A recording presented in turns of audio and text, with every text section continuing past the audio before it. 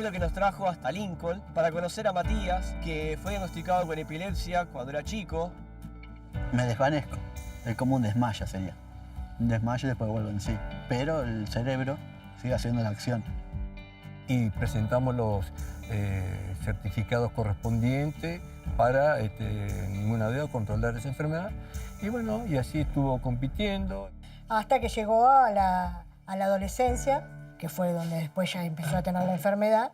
Y no sé, de verlo de la manera que lo veía Matías, lo único que me salió del alma es decir, no sé, se me murió Matías.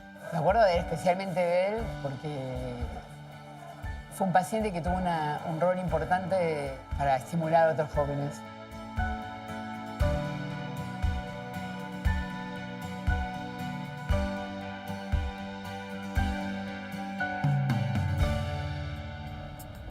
Soy Alejandro Villarreal, soy doctor en biología y me especializo en el área de las neurociencias. Un poco la razón por la cual tomé este camino era porque cuando era chico iba a visitar a mi abuelo, a trabajar en su estudio.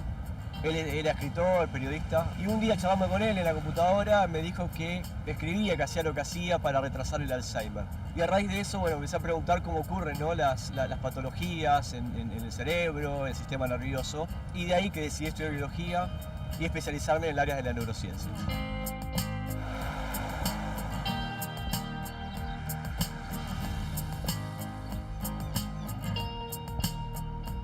Hola Mati, ¿cómo estás? Bueno, para decirte que ya estoy en camino, paré acá a cargar nafta y bueno, en otro te veo, ¿sí? Así que todo tranqui por la ruta. Te mando un abrazo. Nuestro cerebro puede pensarse como una maquinaria súper compleja que funciona a base de señales químicas e impulsos eléctricos. Son las neuronas las que se encargan de transmitir estas señales, ya sea dentro del cerebro, entre distintas regiones, o hacia el resto del cuerpo, por ejemplo, para manejar los músculos. Sin embargo, a veces este sistema de señales falla o en realidad no funciona como uno esperaría que funcione. Esto puede generar distintas consecuencias. Cuando pensamos en el caso de los músculos, puede haber, imaginemos neuronas que estén transmitiendo señales por demás, puede hacer que haya movimientos involuntarios de los músculos, como puede ser el caso de las convulsiones. Parte de lo que hago o de lo que me interesa también es conocer a personas que quizás padezcan alguna patología, alguna enfermedad. Y es lo que nos trajo hasta Lincoln para conocer a Matías, que fue diagnosticado con epilepsia cuando era chico. Y me interesa conocer cómo él convive con este diagnóstico, con la epilepsia, en su trabajo, en su vida cotidiana. Y además un dato interesante de él es que es atleta. Matías me desafió a entrenar con él. Así que mis zapatillas están en el bolso. Falta ver si estoy a la altura de las circunstancias.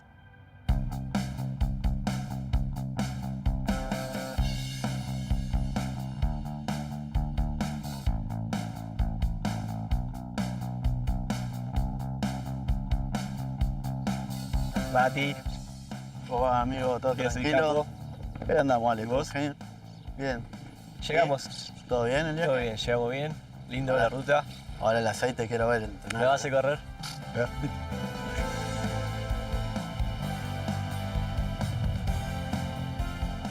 Yo antes de correr jugaba a la pelota. Mucho tiempo jugué al fútbol. Yo era bueno, no te voy a mentir así. Ok, vamos bien. Yo jugaba 2 categorías más arriba.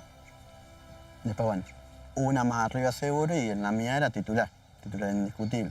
Como que me sacaron del club. Al no tener la medicación adecuada, tenían convulsiones y bueno, mis compañeros se asustaban y lo que menos hacían darte una mano. Ya te digo, me miraban con otros ojos, se te reían. ¿Y esto empezó a mejorar con los tratamientos que me decías? Bueno, en este momento lo que me está ayudando mucho es el aceite de cannabis, más otra medicación que tomo, que bueno, justo ahora me está medicando y me está controlando Silvia Coche. ¿Es tu médica? Es mi médica, es mi neuróloga. Sí, ¿y cómo fueron esos encuentros con Silvia al comienzo? Bueno, ¿y cómo mantuvieron el trato? Porque ella no es de acá, de Lincoln, entonces, ¿cómo son los encuentros y demás? No, mira, te soy sincero, Silvia, cuando la primera vez que la vimos, directamente nos cagó a pedo. Así, de entrada te lo digo. Iba yo, ya mayor, y los que cagaban eran mi viejo. Empezaron a hablar ellos y con las 2 o 3 palabras que dijeron ellos, musa, cállense, el que tiene que hablar es él.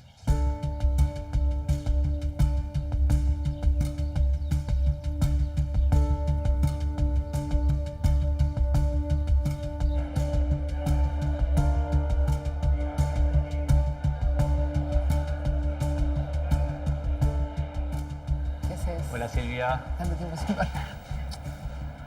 Gracias por Vení que recibirme. te muestro acá. Vamos. Bueno, Silvia, estuve con Mati. Me mencionó tu nombre. Que todo empezó con una especie de reto ahí porque él pasó de la pediatra a verte a vos en el hospital por el tema de su epilepsia que fue diagnosticado. ¿Te acordás de esto? Sí, sí, claro. Me acuerdo especialmente de él porque fue un paciente que tuvo un rol importante para estimular a otros jóvenes. Ajá. Entonces lo seleccionamos por su predisposición y su experiencia para que represente a un grupo de jóvenes en un congreso que se hizo latinoamericano de epilepsia el año pasado en Colombia. Bien. Y él fue becado por la Liga Internacional de Epilepsia y participó ahí, así que por eso es que lo tengo tan presente también, ¿no? Bien. Por eso digo que lo usamos en el buen sentido de la palabra como un referente para otros pacientes. Porque muchas veces hay toda una serie de desinformación que no permiten que sea. Entonces él dio toda su propia batalla, por eso lo tengo tan presente, ¿no? Hay un trabajo muy importante que uno tiene que hacer junto con el diagnóstico y el tratamiento adecuado, que tiene que ver con el impacto social de la enfermedad, Claro. que está dado en la mayor parte de las veces, no por la enfermedad en sí, sino por los desconocimientos que tiene la sociedad, por la desinformación. Esto pasa en el deporte, pero también nosotros lo vemos en la facultad y lo vemos en la escuela.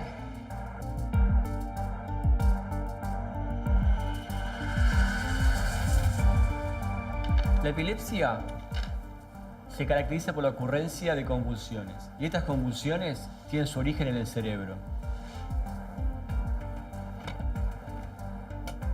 El cerebro está formado por distintos tipos celulares, como las neuronas, los astrocitos, entre otras.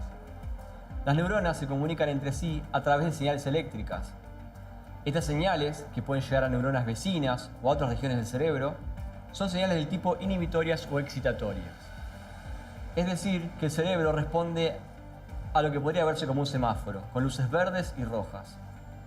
A veces puede ocurrir que este balance se rompa. Por ejemplo, que las señales excitatorias les ganen a las inhibitorias y dejen de estar en equilibrio, como por ejemplo cuando ocurre en la epilepsia.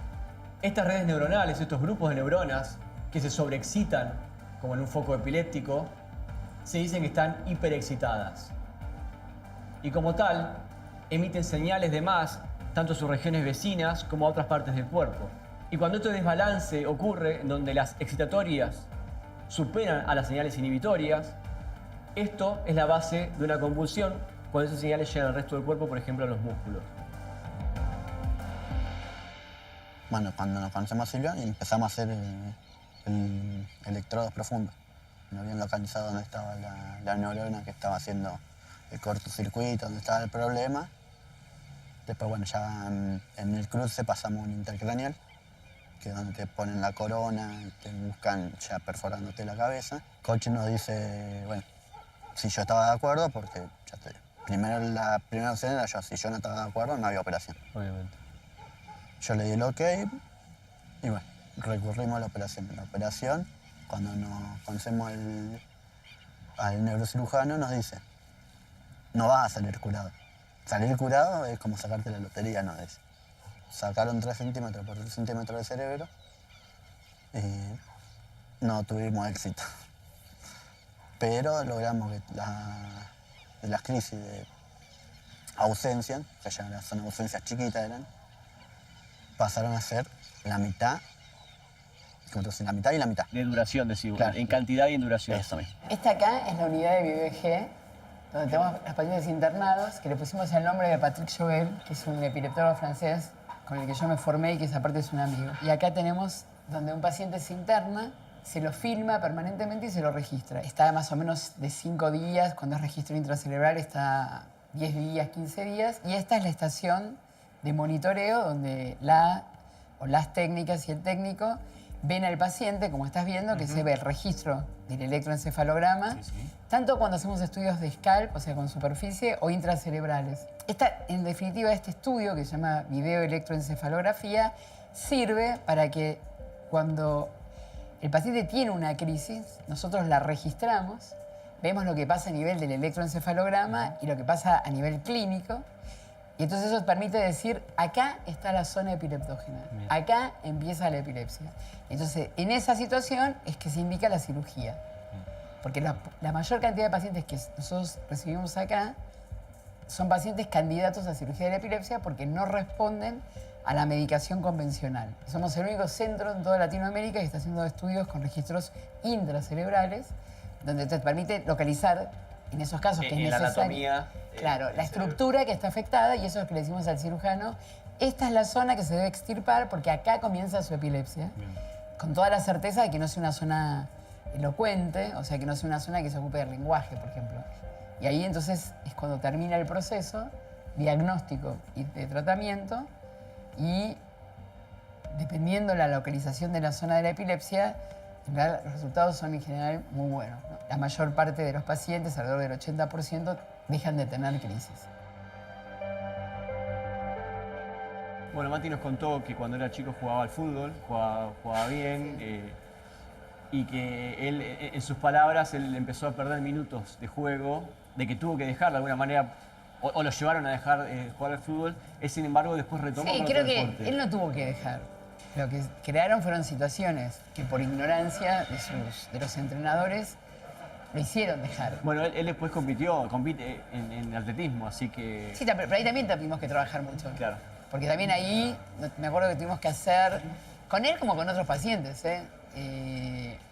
tuvimos que hacer especialmente, hacer como, para que los acepten, teníamos que decir, yo soy responsable, no se va a morir, no se puede morir porque tenga epilepsia, puedo hacer ese apto famoso psicofísico para deportes que te lo piden cuando vas a nadar, para ver, bueno, en este caso tuve que hacer yo firmar, o uno de mis compañeras del equipo o compañeros, para decir, él puede hacer esa actividad. Cuando dan con la medicación correcta, bueno, dejo de tener convulsiones y empiezo a tener crisis. ¿Cómo es el tema de las crisis? ¿Cómo las vivías? Yo no me doy cuenta cuando me agarran, pero sí cuando me pasa. Me estás diciendo que es como una especie de bloqueo de todo. Claro, Y te desaparece. despertás, no sé si te dormís o no, pero te despertás y... Y es como una ves- máquina, ¿viste? La máquina cuando la reseteás o la reiniciás, y eso me pasaba a mí hasta que no volvía ¿Sentías así. eso? Yo ya digo, no lo sentía, yo lo vivía. Me desvanezco, es como un desmayo sería. Un desmayo y después vuelvo en sí. Pero el cerebro sigue haciendo la acción. Entonces ya te digo, me dan un pase y yo capaz que sigo haciendo la acción y la tiro afuera, o le doy el pase al contrario. Mira. Para vos, o sea, vos no tenés recuerdo de vivirla en el momento, sino de cómo estabas antes y después que te despertás y pasó algo porque hay Claro, gente sí. mirándote, pero en el medio no te acordás Sí, de nada. no.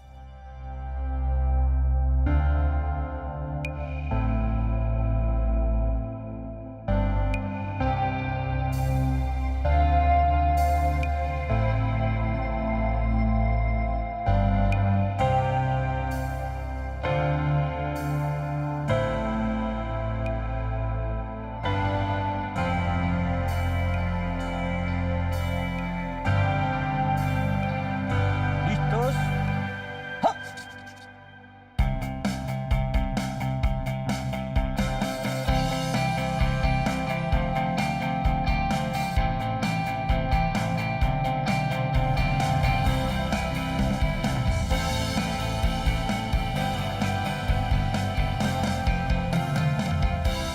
¿Cómo es la rutina que prepara, conociendo la condición de Mati, con su diagnóstico?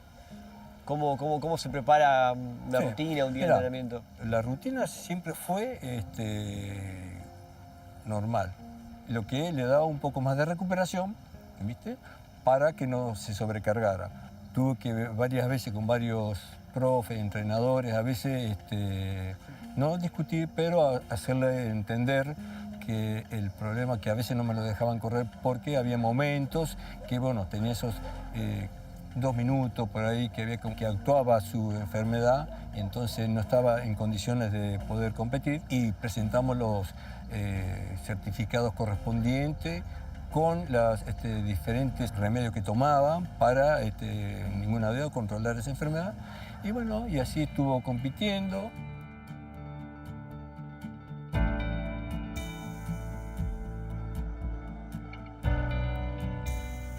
Así que esto que estás viendo vos son todas fotos de las distintas competencias que él tuvo en los distintos lugares. Estas son todas largadas, todas distintas tomas que hacen fotógrafos cuando van a las pistas, cuando se hacen las competencias y después se las regalan o se las venden para que tengan de recuerdo. Pero son Está buena ahí, la salida. la salida, cuando están con el taco. Sí, hoy intentamos hacer eso. Bueno, yo lo intenté, él, obviamente. ¿Vos intentaste? ¿Pudiste? Ahí está la llegada. Sí, estas son las llegadas. Acá, esta me parece que era cuando ganó Evita. Torneo Semana del Mar. Ah, no, Mar esta es del Semana Plata. del Mar. Este es Evita, que es el mayor, ¿no? Porque este es a nivel país, es nacional, Con el profe. con el profe. Mati fue el único campeón nacional de Evita que tuve de varones en los torneos, ganador de los bonaerenses y después torneos nacionales de Evita en el 2009. Y bueno, y aquí estamos, inclusive hasta el año pasado. El año pasado participó del Provincial de Mayores en Mar del Plata y compitió también en la posta de 4%.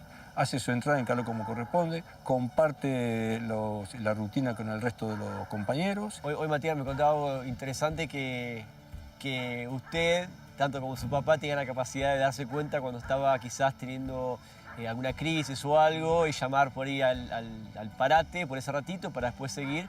Así que por ahí con ese detalle y después la rutina es normal, digamos. No sé si fue el año pasado o el anteaño pasado, en un momento que estaba para alargar, bueno, justo le tomó la crisis, pero bueno, ¿cómo es? La alargadora dice, no te das drama, esperamos un poquito. ¿Ves, Ale? Esto es cuando él empezó a jugar fútbol. Estaba en las escuelitas. Este Mati. Claro, ese es Mati. Hasta que llegó a la adolescencia, que fue donde después ya empezó a tener la enfermedad. ¿Y cómo fue eso, la primera Y convulsión? mira, fue raro, porque él, imagínate que tenía 12 años y hasta los 12 años nunca había tenido nada, más que las enfermedades comunes de cualquier criatura. Y fue esa mañana, no sé, él dijo que se había... Bueno, casi no te acordás de nada, ¿no? Pero bueno, 12 años, él dijo que se sentía medio como que no podía respirar, lo llevé a la cama y le digo, bueno, a la escuela no vas a ir, y ahí fue cuando empezó con todo un movimiento eléctrico del cuerpo, los ojos que se le iban para atrás y bueno, un susto porque yo no sé, el mundo se me venía abajo porque nunca me había pasado nada así. ¿Vos estabas con quién acá en la casa? Yo estaba con, bueno, él, mi hijo más chiquito, que se llevan 2 años de diferencia, mi mamá, pero era una persona grande, y yo, nada más. Mi marido recién se había ido a trabajar. Estaba trabajando. Se había ido, sí, porque era la mañana temprano, eran las 7 de la mañana, se había ido a trabajar. Y bueno, y ahí me agarró la desesperación y no sabía qué hacer, y bueno, entre llamar a la ambulancia, porque no sabía lo que le pasaba, y bueno, lo mandé, pobrecito, el chiquito, enfrente a la vecina, que nos conocíamos, para ver si ella me podía llevar al hospital o algo, y bueno, vino, y ahí lo cargamos, y bueno, ya ahí era como que estaba relajado, pero para mí parecía... Ya había pasado un Claro, poquito. yo lo llamé a mi marido para avisarle lo que había pasado, no me salían las palabras, y no sé, de verlo de la manera que lo veía Matías, lo único que me salió del alma es decir, no sé, se me murió Matías. Quiero preguntarle la reacción De a Pablo. Pablo, porque recibir esa llamada debe ser... Y sí, la verdad que no ¿No? debe ser nada. Pablo, te molesto que acá salió tu nombre en esta historia. Le estaba preguntando a Lilian de la primera convulsión que tuvo Mati cuando estaba, bueno, en aquella época, y llegamos al momento donde vos recibiste una llamada que vos no estabas acá, estabas laburando. ¿Cómo fue eso? No me voy a olvidar nunca más, jamás. Yo me vi esa mañana, como todos los días, a laburar. Cuando me levanto, Matías estaba descompuesto en la cama. Como era él, como él vivía con son con espasmos, esas cosas de chico. Lo reté, eso le digo, vos te sacás la camiseta ahí en el fútbol cuando vas, te transpirás y andás, y te agarran estas cosas, le digo, andá a la habitación con tu madre. Y él agarró y se pasó que yo me fui a trabajar. Y habría estado 5 minutos en el trabajo, ni no sé, y me suena el teléfono y me llama, era mi señor, diciéndome pero lloraba, fue una voz quebrada, llorando, desesperada, contándome que Matías fue un puesto y me decía, Matías se me muere. Pero ¿qué me decís? Pablo, Matías se me muere, ¿qué es lo que hago? Matías se está muriendo. Decía, pero Se estaba bien cuando yo me vine. ¿Qué me decís? No, dice, Matías se muere, dice, no sé qué hacer. Dice, llamo al hospital, sí, llamar a la ambulancia. Le digo, llamar y calmate. Le digo, yo pensando que exageraban, no calmarse, llamar a la ambulancia. Ahora han pasado 5 minutos, recién me volvió a llamar, pero ahí agarraba, lloraba, gritaba. Te escuchaban los gritos, pero decía, Matías se había muerto. Eso, Matías se murió. Matías se murió. Digo, si no, Matías está muerto, por lo que hago, Matías se me murió, Matías se murió, Matías. Dice, acá hay una vecina que me dice si lo podemos llevar en el auto. Me dice, no. Yo sí, le digo, ni dudé, le digo, llevarlo con la vecina, le digo, esperé en la ambulancia, todo. Ahí agarré un compañero de trabajo que me vio y vio la situación y me dijo, vamos, me dice, yo no sé cómo estaba.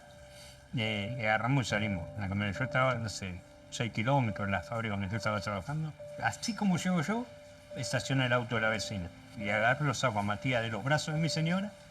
Y sí, yo le saco a Matías, estaba completamente levantado, estaba muerto. Los labios morados, sin pulso, frío, blanco. Bueno, lo cargué, como agarras a un chico así, pero claro, 12 años, un chico grande, me era incómodo, entonces me lo tiré como una bolsa de papa al hombro y entré. Pero cuando me lo tiró al hombro y se ve que lo golpeé, hizo como que me largó, no sé si no me vomitó o ni movimiento, pero lo más agradable que pude haber sentido de tiempo. Me di cuenta que estaba vivo.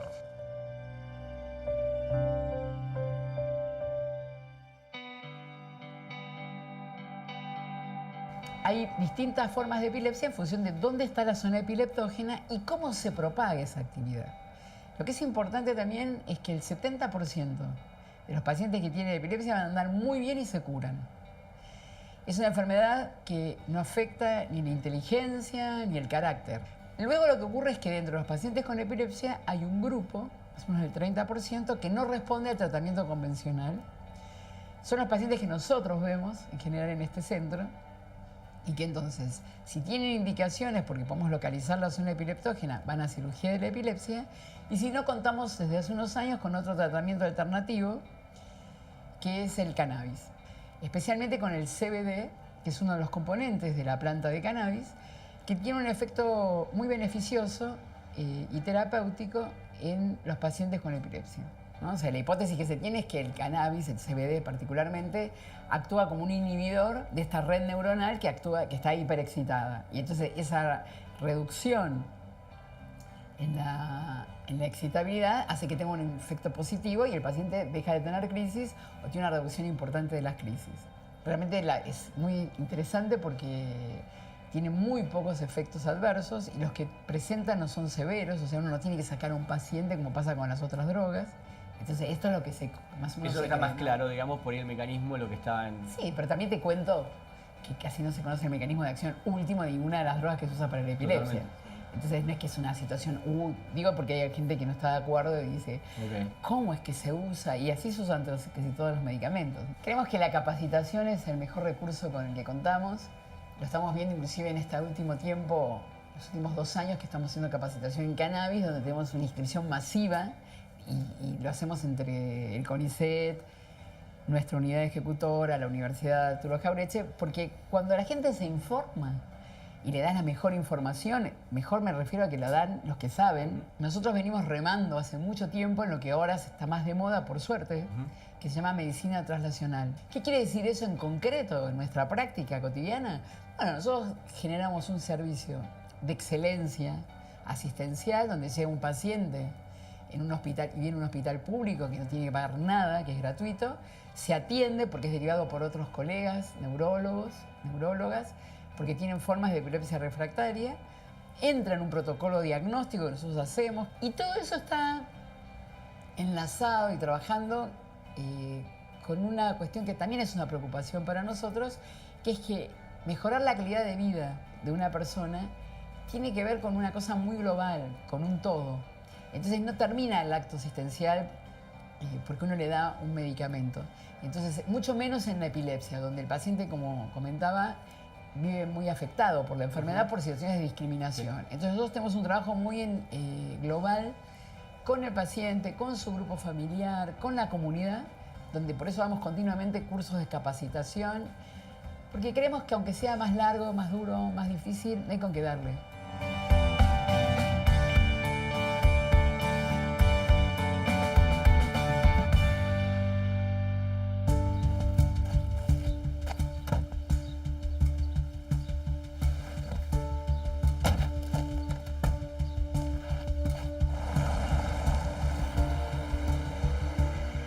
Bueno, vine a buscar una historia, conocer una historia, la de Mati, y al final me vuelvo con 3 o 4 historias, o mejor dicho, distintos puntos de vista de la misma historia.